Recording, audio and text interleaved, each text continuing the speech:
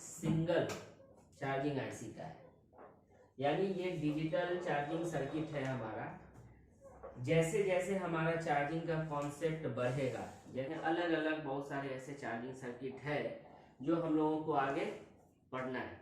अभी हम लोग सिंगल चार्जिंग कॉन्सेप्ट को समझेंगे कि सिंगल क्या है। ये थोड़ा सा अगर ये देखा जाए तो ये पीएम की बात करें तो ये PMI 8952 या 40 है, ठीक है ना। ये थोड़ा सा ओल्ड है, हम आप लोगों को समझाने के लिए इसलिए इसको बनाया है क्योंकि ये थोड़ा सा ओल्ड है, इसलिए आपको समझना है। इस कॉन्सेप्ट को अगर आप समझेंगे, क्योंकि PMI 632 भी है हमारे पास, आगे उसी का क्लास चलेगा। अभी जो हमारा क्लास चल रहा है वो इसी का चलेगा, ठीक है ना। तो सबसे पहली बात आप ये समझेंगे कि इस चार्जिंग सर्किट में हमने आपको क्या क्या टॉपिक, मेन पॉइंट जो हमने यहाँ पे आपको बताया है, उस पॉइंट को आप लोगों को समझना है, ठीक है ना।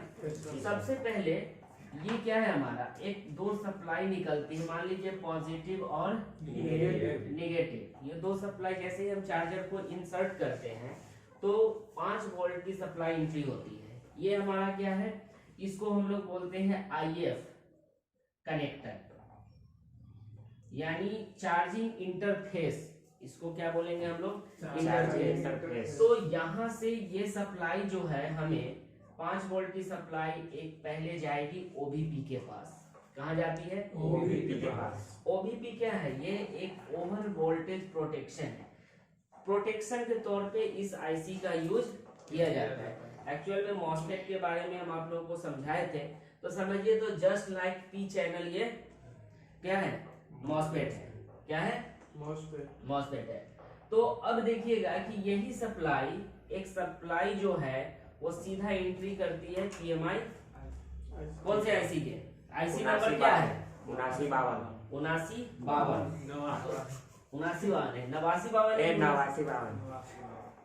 क्या देख के नहीं बोलते हो क्या, यहाँ पे लिखा हुआ है देखो यहाँ पे। तो 8952 या 40 ये दोनों क्या है, सेम है। क्या है, सेम है। इसका पिन सेम है, इसका डेटा सेम है, सारा पिन आउट इसका क्या होता है, सेम होता है। तो आप चाहो तो 8952 की जगह पे 40 भी लगा सकते हो और 40 की जगह पे 52 भी लगा सकते हैं। ये आपके ऊपर डिपेंड है क्योंकि सारा डेटा इसका सेम है। जो जो हमने यहाँ पे पिन आउट बताया है, टोटल पिन आउट क्या है इसका, सेम है। अब देखिए कि यहाँ पे जैसे ही हमारा वोल्टेज, इसको बोलेंगे हम लोग USB इन। तो जैसे ही यहाँ पे आप देख सकते हो कि 142, 43, 44 ये बॉल है इसका, जो सबसे लास्ट वाला बॉल है। जैसे अगर यहाँ पे डॉट है तो डॉट के जस्ट अपोजिट में ये सारा बॉल होता है, जिसमें हमारा इनपुट क्या मिलता है, 5 वोल्ट की सप्लाई मिलती है, जिसमें हम लोग USB इन बोलते हैं उसको।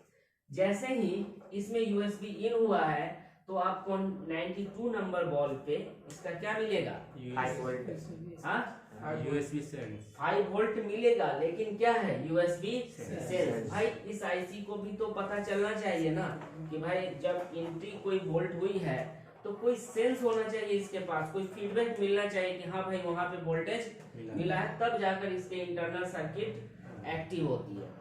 दूसरी बात क्या है कि एक रजिस्टर यहाँ पे एक रजिस्टर है जो इसको ऑलवेज चार्जिंग इनेबल करके रखती है।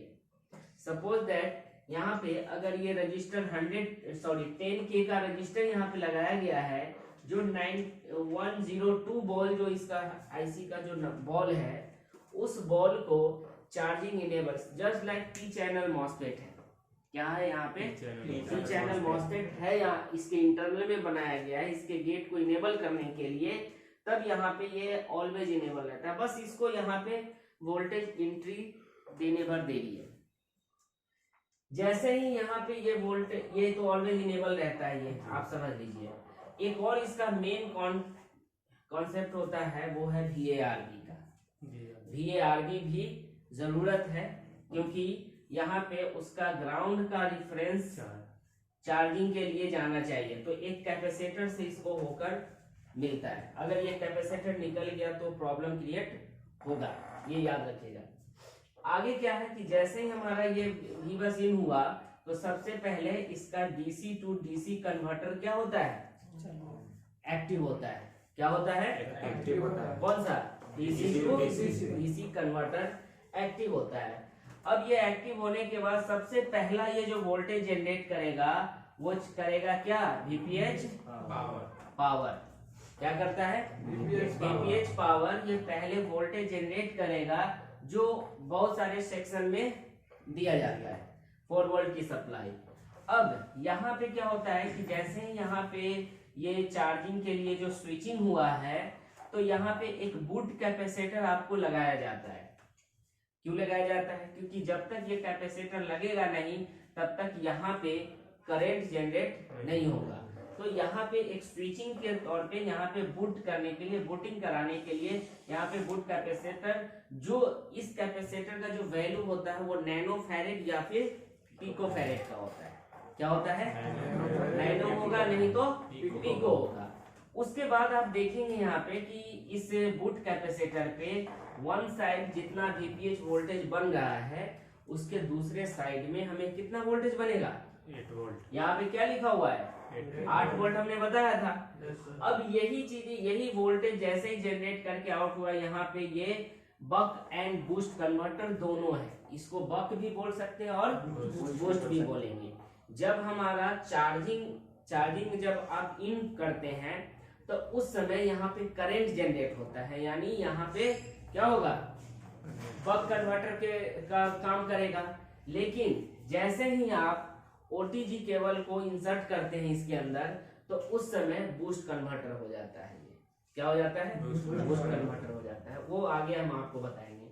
देखिए उस वहीं से एक सप्लाई ली जाती है जिसको हम लोग यहाँ पे वीपीएच पावर ही बोला जाता है।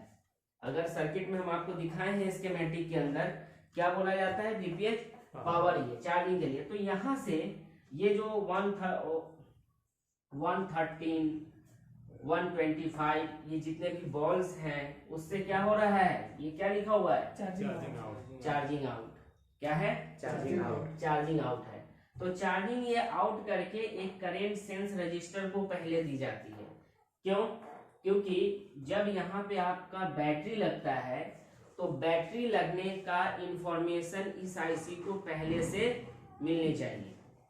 क्या है, बैटरी लगने का इंफॉर्मेशन इस आईसी को, ये जो हमारा पीएमआई है इसे मिलना चाहिए। क्या मिलेगा ये चीज को समझिए। जैसे में हमारा बैटरी अगर 3.001 चार्ज है तो इसकी इंफॉर्मेशन CS प्लस को मिलेगा, यानी बैट सेंस को मिलेगा। ठीक है ना। तो ये एक 61 नंबर पिन बॉल को यहाँ पे उसकी इंफॉर्मेशन दी जाती है। दूसरा क्या है कि जैसे ही ये इतना सेंस किया, कितना वोल्टेज सेंस किया है, 3.001, तो इसे क्या और करना होगा, आई सेंस को इससे आपको बड़ा वोल्ट देना होगा, 3.002 तो ऊपर देना होगा। चार्जिंग की बात कर रहे हैं तो यहाँ पे जैसे ही आएगा तो ये बैटरी को चार्ज होने दे देगा। बैटरी लगेगा तब ये सेंस की बात कर रहे हैं। तो बैटरी लगने के बाद जब आप विदाउट बैटरी आप चेक करोगे तो यहाँ पे पॉजिटिव पे कोई वोल्टेज क्या होगा, पॉजिटिव पे आपका कोई भी वोल्टेज नहीं होगा। और पॉजिटिव पे नहीं होगा लेकिन आईडी और थर्मल पे आपको वोल्टेज मिलेगा। क्या मिलेगा, आईडी और थर्मल पे आपको वोल्टेज एकदम मिलना तय है। लेकिन पॉजिटिव पे आप, बहुत सारे स्टूडेंट का यही एक सवाल रहता है कि सर पॉजिटिव पे वोल्टेज आना चाहिए, लेकिन ये सर्किट को समझिए आप कि सर्किट आपको क्या कहता है। तो यही बता रहा है कि यहाँ पे सबसे पहले आईडी और कहाँ है ये थर्मल, बैट थर्मल, यहाँ पे आप देख सकते हैं बैट थर्मल को। तो एक पे 1.8 या 1.2 1.3 ऐसे वोल्टेज आईडी पे बनेगा और थर्मल पे जो बनेगा 2.8 या फिर 2.6, हम राउंड फिगर में हमने 1.8 और 2.8 यहाँ पे आपको लिख कर समझाया है, ठीक है।